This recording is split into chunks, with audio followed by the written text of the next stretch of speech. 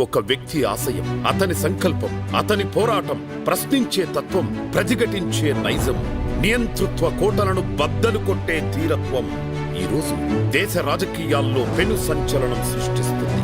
ఆ వ్యక్తి మన జనసేన పార్టీ అధినేత, గౌరవ ఆంధ్రప్రదేశ్ రాష్ట్ర ఉప ముఖ్యమంత్రి శ్రీ కొనిదెల పవన్ కళ్యాణ్ గారు.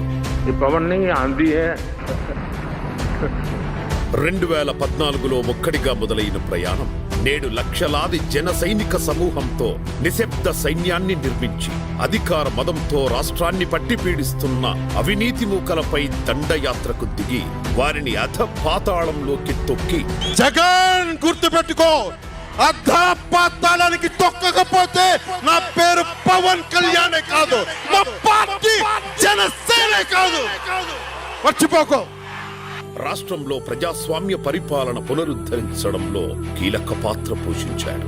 నేడు దేశ రాజకీయాల్లో సంచలనంగా మారిపోయాడు. ఈ గెలుపు ఒక్క రోజులో వచ్చింది కాదు.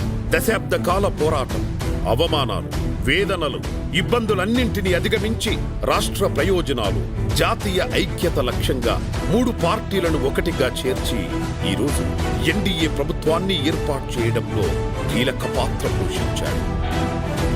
मेरे साथ पवन है, लेकिन मैदान में आंधी है. 2019లో దారుణమైన ఓటమిని తట్టుకుని నిలబడి 2024 ఎన్నికల్లో పోటీ చేసిన అన్ని స్థానాల్లో విజయ ఢంకా మోగించి 100% స్ట్రైక్ రేట్తో చారిత్రాత్మక విజయాన్ని నమోదు చేసి దేశం మొత్తం ఆంధ్రప్రదేశ్ వైపు చూసేలా చేశాడు. భారతదేశంలో 100కి 100% కొట్టామంటే జనసేన.